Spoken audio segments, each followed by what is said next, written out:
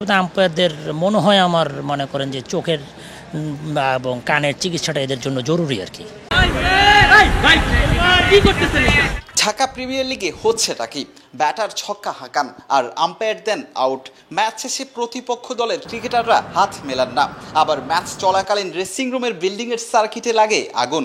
মাঠে আম্পায়ারদের সিদ্ধান্ত না মানতে পেরে রেগে যান ক্রিকেটাররা, খেলা বন্ধ থাকে। দেশের এই 50 ওভারের ঘরোয়া আসরের একই বেহাল দশা। এটা কি কোনো লিগের কার্যক্রম হতে পারে? এমন কার্যকলাপের পর দর্শকদের সারিতে থাকলে আপনি এটাকে কি লিগ নামে আখ্যায়িত করতেন? ঢাকা লিগ নাকি তামাশা লিগ? যে ঘটনাগুলো লিগের মান নিয়ে প্রশ্ন তুলেছে। বৃহস্পতিবার সুপার লিগের দ্বিতীয় রাউন্ডের ম্যাচে মিরপুর শেরে বাংলা জাতীয় ক্রিকেট স্টেডিয়ামে প্রাইম ব্যাংক ক্রিকেট ক্লাবের সিনিয়র ব্যাটার মুশফিকুর রহিমের দারুণ শটে বাউন্ডারি লাইনে দুর্দান্ত ক্যাচ ধরেন মোহামেডানের আবু হায়দার রনি। ক্যাচটা বাজ পাখির মতোই ঠিকই উড়াল দিয়ে ধরেছেন, কিন্তু রনির পা স্পর্শ করে বাউন্ডারি লাইন। বারবার চেকের পরও ফিল্ড আম্পায়ার মুশফিককে আউট দেন। মুশিও ফিরছিলেন সাজঘরের দিকে, কিন্তু প্রাইম ব্যাংকের প্লেয়াররা ড্রেসিং রুম থেকে বের হতে দেখেই তিনিও অবাক হয়েছেন। কোনোভাবেই মিস্টার ডিপেন্ডেবলের আউট মানতে পারছিলেন না তারা।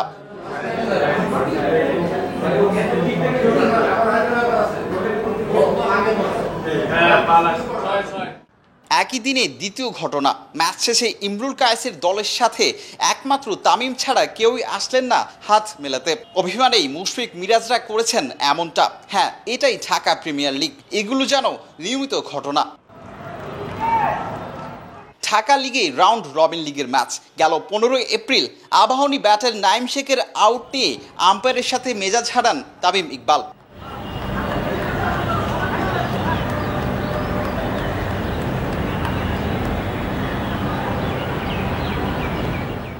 বিকেএসপির 3 নম্বর মাঠের ড্রেসিং রুমের বিল্ডিংয়ে আগুন। যে আগুনে ঘটে যেতে পারত ক্রিকেটার, আম্পায়ার, মাঠ কর্মী কিংবা গণমাধ্যম কর্মীদের সাথে মারাত্মক দুর্ঘটনা।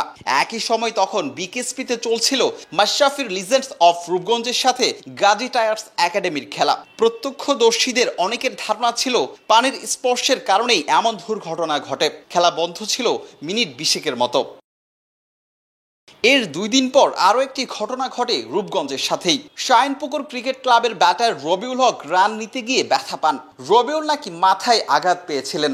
কনকাশন সাব হিসেবে ফিল্ডিংয়ে তার পরিবর্তে নামেন পেসার মুকিদুল ইসলাম মুগ্ধ। মানতে নারাজ ছিল রূপগঞ্জ।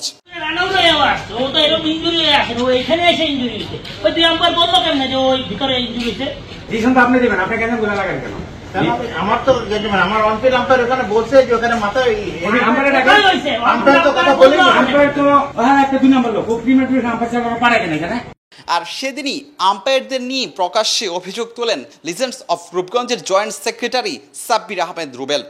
আমরা যখন এই কমপ্লেন করার পরেও যখন দেখলাম যে না, ওইসব আম্পায়াররা তখন দিব্যি আম্পায়ারিং করতেছে, তাদের নামে অহরহ অভিযোগ থাকার পরও তারা যখন এইসব আম্পায়ারিং করতেছে, কারণ আমাদের কাছেও এই পরবর্তীতে এসে কমপ্লেন করাটা কোনো আর দাঁড়ায় নাই। যেমন আজকের ম্যাচের কথাই আমি আপনাকে আরেকটা পিছন দিকে যাই আর কি। যেমন গত ম্যাচে আপনি তাকালে দেখবেন যে একটা আম্পায়ার সম্বন্ধে প্রাইম ব্যাংকের অনেক অভিযোগ আছে, খেলাও বন্ধ ছিল। আজকেও সেম 14.1 ওভারের সময় একটা বলে আমার একটা কোর্ট বিহাইন্ডের আপিল উনি ডিনাই করে দিয়েছে, অথচ আমরা বাইরে থেকে বসে এটা আওয়াজ পেয়েছি। হ্যাঁ, এখন এই সব যদি হয় তো এইসব ক্ষেত্রে অসুবিধা আম্পায়ারদের মনে হয় আমার মনে করেন যে চোখের এবং কানের চিকিৎসাটা এদের জন্য জরুরি আর কি।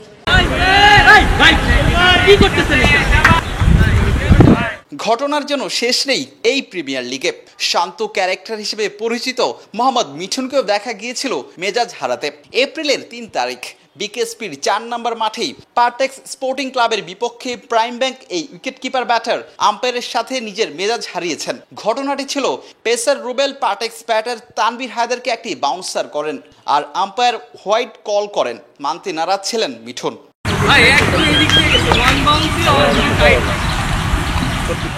এ তো গেল প্রিমিয়ার লিগে আম্পায়ারদের মানেন নানান দৃশ্য। ফতুল্লা স্টেডিয়ামে তো ক্রিকেটারদের নিরাপত্তা নিয়েও প্রশ্ন উঠেছে। গ্যালারিতে থাকা যে কোনো দর্শক চাইলেই মাঠে ঢুকে যেতে পারেন।